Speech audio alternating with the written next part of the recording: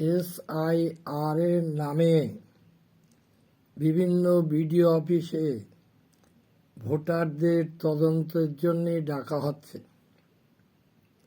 আমি নির্বাচন কমিশনের কাছে একটা প্রশ্ন করছি, ভোটার লিস্ট তৈরি করে কে?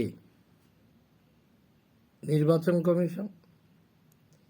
ভোটার লিস্ট তৈরি করার জন্য নির্বাচন কমিশন কর্মচারী নিয়োগ করে কে? নির্বাচন কমিশন। ভোটাররা তাদের নাম জিজ্ঞাসা করে কে? নির্বাচন কমিশন কর্মচারী। ভোটার তার নাম বলে, তার বাপের নাম জিজ্ঞাসা করে, বাপের নাম বলে, বয়স জিজ্ঞাসা করে, বয়স বলে, তারপরে আঙুলের ছাপটা নেয়। সব করে নির্বাচন কমিশনের লোকেরা, আর বলে ভোটার। এবার ভোটার লিস্টে যদি টাইটেল দিতে ভুল করে, বাপের টাইটেল আছে, ছেলের টাইটেল নেই, ভোটার লিস্টে যদি আকার একারের ভুল ত্রুটি করে, তো একটা ভোটার মানে কি জন্যই দায়ী হবে? যে দায়ী হয় তাকেই তো তদন্তে ডাকা হয়।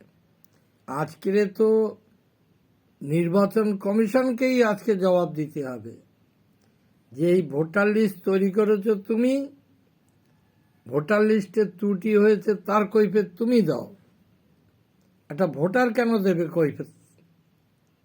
আমার দেশের কত রকম মানুষ, গরিব গুরব, অশিক্ষিত, খেটে খাওয়া দিনমজুরি মানুষ, তারা এসব ধারে কাছে যায় না। ভোটার লিস্টে নাম আছে, ভোট দিতে যায়।